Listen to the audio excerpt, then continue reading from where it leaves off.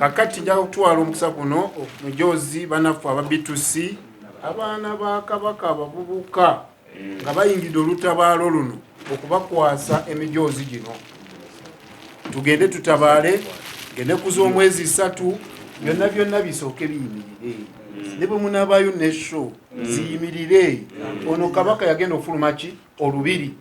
N'olwekyo mujje tudduke tugobe mukenenya. Weweka anzijudde mu mutwe gwe kifuba mu mutima mu magumba. Weweka anzijudde mu mutwe mu kifuba mu mutima mu magumba.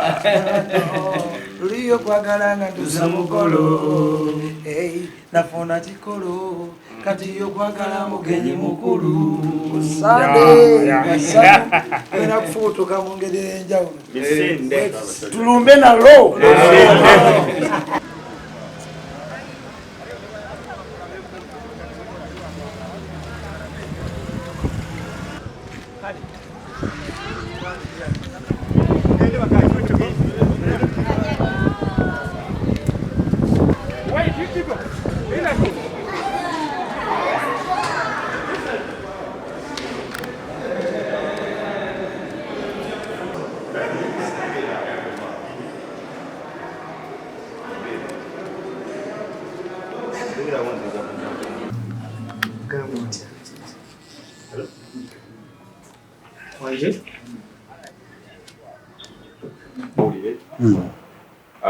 Tuzze n'emikwano gyaffe abayimbi kyebakola nza kisukka ku kuyimba kubanga bayimba nnyo be banafu aba B2C. Wow, that's very good.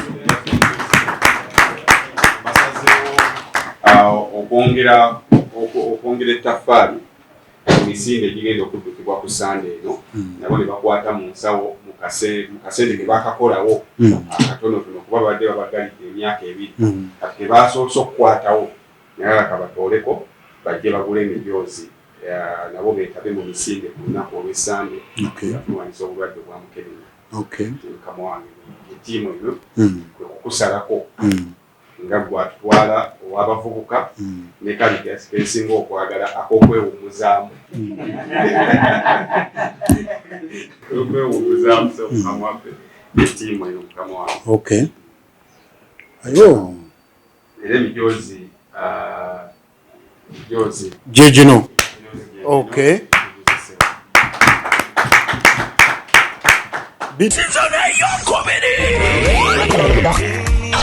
Grounds bisolo tugenda kuba tuli ebinyamanyama ngeno wetunyumira comedy wesoyisoyi season eyo comedy yamawrana ne rain okuyinga emitwalo 2 VIP emitwalo 5 ate emmeeza emitwalo 5 abarekeddwako big size baby call Spice Dana King Saha Livingston Ajaruna Mbiru Samathes Walukaga ne bacomedians bonna 16 July balikyengera Rose Gardens 17 July Sama Gardens mukono tusinjagala mwenna okubaaniriza wano munkoze bulungi nnyo kubanga olutabaalo luno lusimbye nnyo ku bavubuka. Abavubuka tetukyasobola kwebalama ntabaalo zonna ezizimba era ezikulaakulanya eggwanga lino. Ntera bagamba tetujja kukoma kwewaana bwewaanyi nti abavubuka ffe tusinga obungi. So what? Ani agenda obalwanirira? Mmwe mwennyini teri agenda kulwanirira abavubuka ba Buganda n'abavubuka ba Uganda okujjako ffe nnyini mu ngeri y'obuvunaanyizibwa, mu ngeri y'amagezi, mu ngeri y'okwewaayo nga twenyigidde mu ntabalo zonna ezizimba Obwakabaka buno n'ezizimba eggwanga lino. Temukyasobola kuleranga lokati mu gavumenti. Ekyo kiyinza okusaanyawo industry eno. Naye mmwe mwennyini mulina okugikulaakulanya n'okukola n'amaanyi gammwe nga musitula obuyiiya bwammwe. N'olwekyo nsanyuse nnyo bwe ndaba nga muvuddeyo aba B2C music wammwe ne byonna bimukola mbyagala nnyo binyumira nnyo. Ndaba nti ebiseera byammwe eby'omu maaso bitangaavu ate ke mutuuse wano empewo ne zibafuuwako biyinza okutereerera ddala. Ng'Obwakabaka tulina enteekateeka era mu maaso tujja kuba tujanjula tugizimbe netera okuggwa etunuulira industry eno nga industry si bakozesa bukosa mu byabufuzi nga byentandise okulaba ejja kusaanawo mumunagirowooza nti egenda kusoma bufuzi naye nga tuzimba emirandira kwe tulowooza nti kweyina okutambulira era tutandise obeebuuzaako ebirowoozo tumaze obikuŋŋaanya tuli ku ddaala ddeneko naye nsanyuse bwe mwegasse ku lutabaalo luno era nkakasa lugguse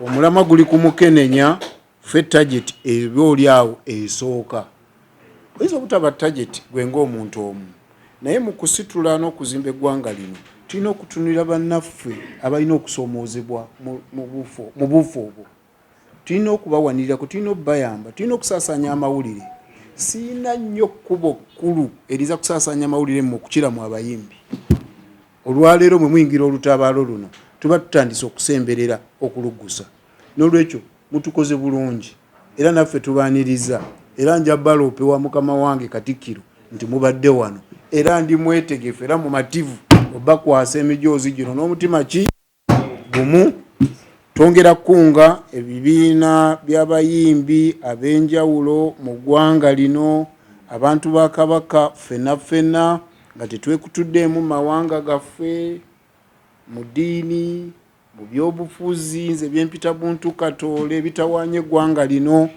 entabaalo ez'ebyobulamu tulina zikwasiza nga tuli omuntu ki nga Kabaka bwavuddeyo okuvirala ku fistula ku Nalubiri sikosel kati ku Mukenenya mujje buzi ffenna tumwegatteko ku lunaku ga 3 kijja kunkola bubi ku Sande nga sibalaba naye yennyini nannyini nsi kwe kubalengerako nga bwe muli era mutuuse saagala kulwawe Emijoozi ndi mwetegefu gibakwasa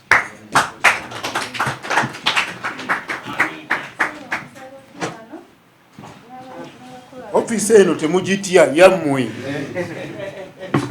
abagiyita eno abasobola abajja wano mujje tulumbe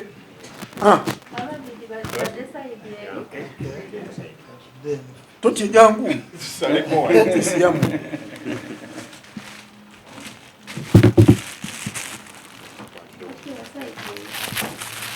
anti saluse nnyo kwavuuka bano niza n'okubaza nga kawungezi nesinya mu mujeero yennyini ali wano kakati nja kutwala omukisa guno Emijoozi banaffe aba B2C abaana ba Kabaka abavubuka nga bayingidde olutabaalo luno okubakwasa emijoozi gino tugende tutabaale gende kuz'omwezi 3 byonna bisooke biyimirire ne bwe munaabayo ne show ziyimirire ono Kabaka yagenda ofuluma ki olubiri n'olwekyo mujje tudduke tugobe Mukenenya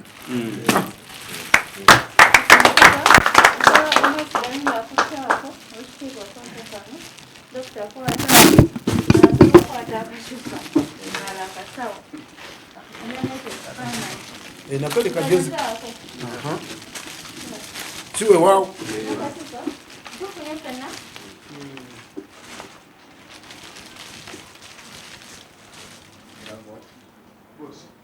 naye tulinga abagenda kuziga ekintu kyetulimba kyensanyi enamena muli banakuwa mulimba abalumba ekintu ekyennaku wekitiibwa ngenda kusaba abayimbi baffe bano bebagenda otuwa vaibu era gye tukutte basajja akayimba kaffe tuwe vaibu eno ate kyenva nkwagala ate munaava wano nga temukoseemu akapera tuwende